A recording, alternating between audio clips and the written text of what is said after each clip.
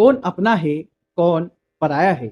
आइए जानते हैं प्रेमानंद जी महाराज से। यार सब कोई नष्ट होने वाला, कभी भी कोई मर सकता है।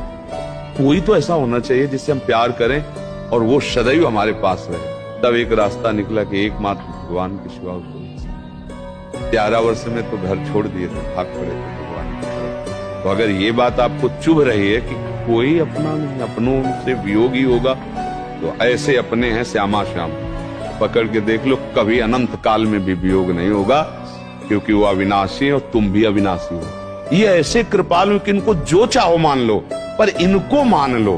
अगर इनको मान लो तो ये प्रश्न खत्म हो जाएगा कि अपनों के बिछुड़ने से, और यहाँ कोई अपना नहीं, सपना है सब।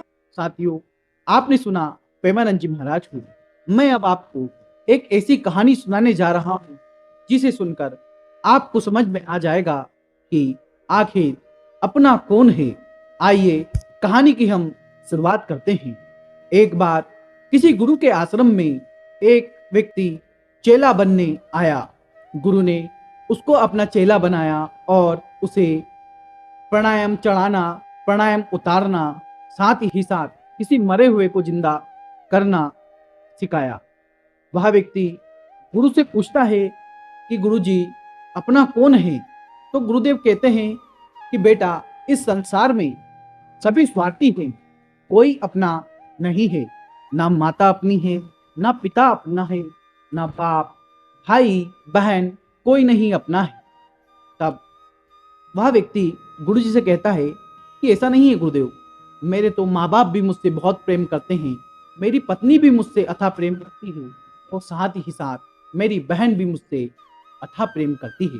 मुझे अपने प्राणों से भी ज़्यादा वो चाहते हैं, साथ ही मैं अपने प्राणों से ज़्यादा उनको चाहता हूँ। गुरु ने कहा कि बेटा, ये मनुष्य आदिकाल से ही स्वार्थी रहा है। वह चेला मानने को तैयार नहीं था। तो गुरु ने कहा ठीक है, मैं तेरी एक परीक्षा लेता हूँ, तू अपने घर जाना और थोड़ी देर बैठना, फिर प्राणायाम चढ़ा के मन में का नाटक करना।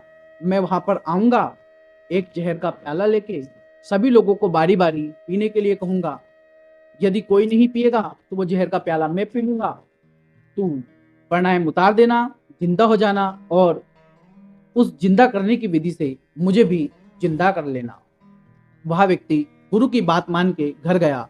घर पे उसने भोजन किया और भोजन करने के बाद बैठे बैठे वह अचानक गिर गया और अपना प्राणायाम चढ़ा लिया। सभी लोग रोने लगे, चिल्लाने लगे, हाय ये क्या हुआ, हाय ये क्या हुआ।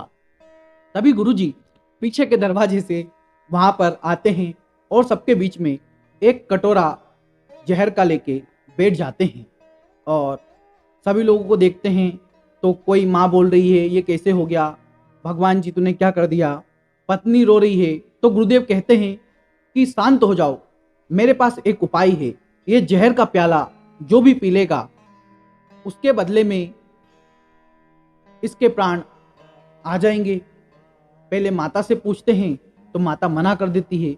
माता कहती है मैं तो और बच्चे पैदा कर सकती हूँ, भला मैं क्यों इसके पीछे मरूं। जब पिता से पूछते हैं तो पिता भी कहते हैं कि मेरी तो अभी उम्र है, मैं और भी बेटे पैदा कर सकता हूँ। जब भाई से पूछते हैं तो भाई भी मना कर देता है। बहन से पूछते हैं तो बहन भी मना कर देती है। जब पत्नी की बारी आती है तो पत्नी कहती है कि जो आया है उसे जाना है, अब ये चले गए तो शोक कैसा। ठीक है, इनका जाना था, चले गए, सबको जाना है।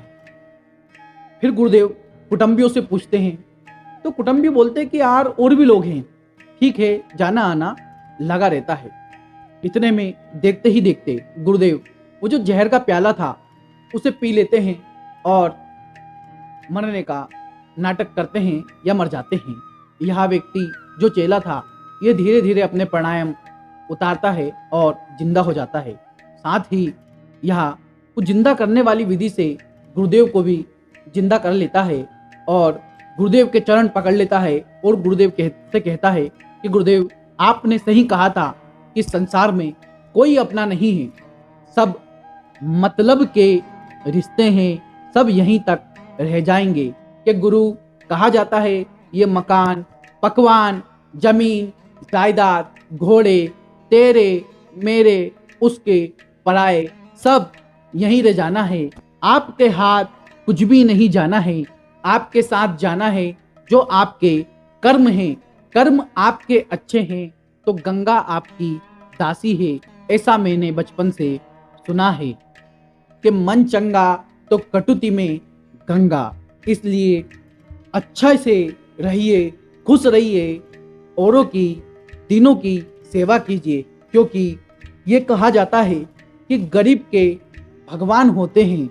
जो दीन गरीबों की सेवा करेगा वो सच्ची नारायण की सेवा करेगा। आइए इसी के साथ आज की कहानी को हम यहीं विराम देते हैं। मिलते हैं किसी नई कहानी में। जब तक के लिए राधे राधे। जय श्री महाकाल।